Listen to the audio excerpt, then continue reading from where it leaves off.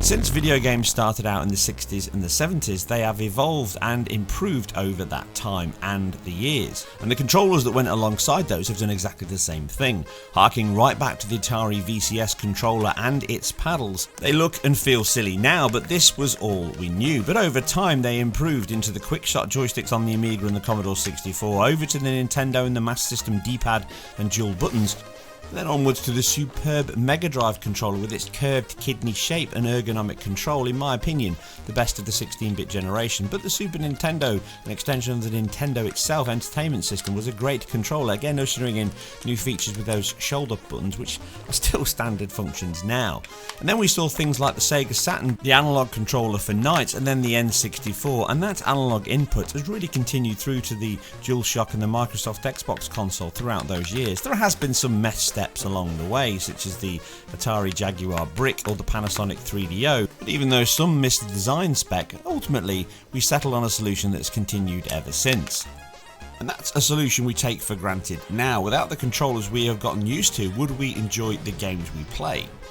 Now VR is again an emerging technology, very much like video games were back then, and just like those games, controllers and our methods of input are developing alongside the games and the technology. And this means using a DualShock or a Microsoft controller isn't quite as good in a 3D game as it is on a flat 2D one. We have seen enhancements such as the Move controllers, the Vive, and obviously the Oculus Rift Touch.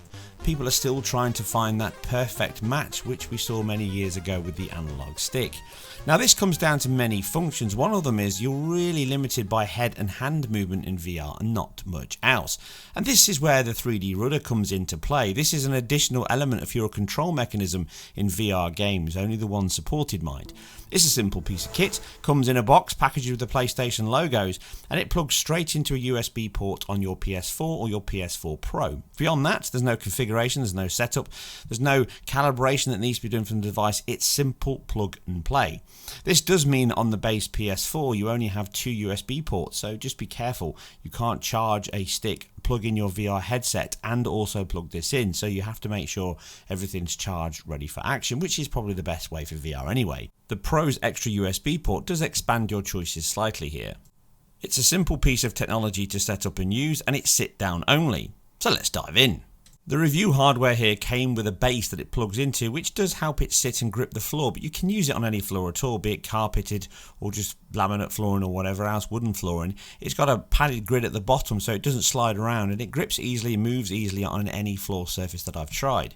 Obviously, idiot alert here, this is a sit down piece of kit only. If you do try and play this while standing up, well, standing up on half a basketball is not advised for keeping your features and face in one place. So if you do end up smashing through your TV set or wall, then please at least video yourself and upload it on YouTube so we can all enjoy the moment. Now, playing the games themselves, again, there is a limited selection of titles here that support it. The recent Telefrag VR that I reviewed recently supports it, as does the Wizards here, but unfortunately that list is around 25 to 30 games, which you can see on screen at the moment, and I'll stick the link in below to the site itself to check out as they expand. And obviously it will grow more with time. But effectively what it does is it removes the need to use dual analog sticks, or if you're using the moves, use all the buttons to move around. You get all that control back and you put it back on your feet. That means you twist left and right to turn left and right, you push forward and back to move forward and back, and then you can strafe left and right, and then combinations thereof to give you free movement whilst playing the games. It's very simple to use and very sensitive, but ultimately it does take a little getting used to. Now, it is slightly sensitive on lateral movement, which means you have to be careful you're not overbalancing on one foot to the left or right. And obviously many people do that. You don't realise you do until you're put under the pressure of actually using something like this to control your movement. So if you are weighted slightly more on your left foot or your right foot, you might start sliding that way, and you just have to get used to holding your own weight up on the actual controller itself, the flat panel that it sits on, or pushing your weight more towards the middle where the little bumpers are to stop your feet from touching, and that stops the pad moving around. It does work much better in slower paced titles such as the Wizards, where walking around, looking around, and then shooting and aiming all becomes quite natural. But it does significantly enhance Telefrag VR, which is probably one of the fastest VR titles I've played in ever, really, or in a very long time. And it does feel very smooth and fluid, and once you get used to that movement of turning, twisting, sliding and riding, it means you can get used to just using your hands to shoot, and it takes away all of the, what should I say, confusion that the controllers can come from using the move controllers on that game, which I covered in my review. You can check out the link below. Now, it's a great piece of kit, and it does enhance the feeling and enjoyment of VR games, but it is £110. That's not cheap. And I would argue that unless you are the hardest core of VR gamers, this isn't something you should splash your cash on, as you probably won't get the return on investment significantly, because there's only around 30 games that actually support it at the moment. I've tried it on other titles such as the Resident Evil 7, which would be perfect for it.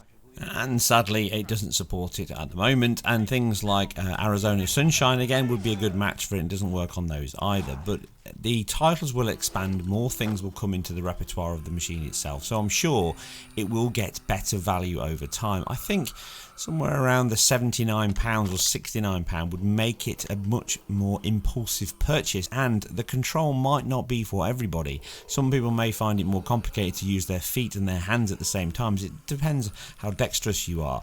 Now, the other thing I would add is, I'm not sure, and I'm not a designer here, so I'm not stepping on people's toes, no pun intended, on what they should have done, but it would have been better for me if you could have a device where you put your left and right feet into it and then apply pressure on either side to control that side only, and splitting it down the middle. This obviously uses some kind of gyroscopic mercury LED switches here to work out where you're tilting and pushing, and it's, like I say, it works very good. You play it flat, it beeps a few seconds to tell you it's calibrating, and then away you go. Now, some of this may be fixed by the fact that if they release or patch it into the OS that you've got some kind of calibration setting, then maybe you can lower the sensitivity, play around with that a little more, and it can perfectly match how you like to play the game. As it stands, it's stuck as the game develops, and there's no option in many of these games here to show and adjust how the sensitivity works on this thing. So it really is dependent on how well you pick it up, how quick you use it, and again, how long you play VR games for. Of the titles you can see on screen and link below, if you've got all those games in your VR repertoire, then this would make a lot of sense, but in all likelihood you've probably only got 3, 4 or 5 of those. So again, it's a lot of money for something that is beneficial in certain games, but it's not a game changer. I do think that these kind of benefits is what VR requires. You know, the wireless options that are coming forward with the PSVR 2, potentially, and other options moving forward that are already out. The Oculus has got a wireless function that's working now as well. Hand control, eye control, foot control, all those elements do need to be added in to bring that VR control far more natural. And when you can augment the reality around you with the game you're playing to keep you safe, which again, there are solutions already out there in other hardware, this is where I feel VR will really start to take off. Being isolated in the world you can't see and then bang into other things in VR. We've all experienced, people who play VR games and you'll flap your hands around will know you can accidentally hit things by mistake. But the limitations of the control is the biggest Achilles heel for VR. As we've just seen going through the beginning of this video of how controllers have moved and advanced throughout the years of hardware and consoles and PCs. Remember, the mouse was something that everybody thought would fail and fall on its arse. So it just goes to show you never know what's going to work when you first stick it on the market.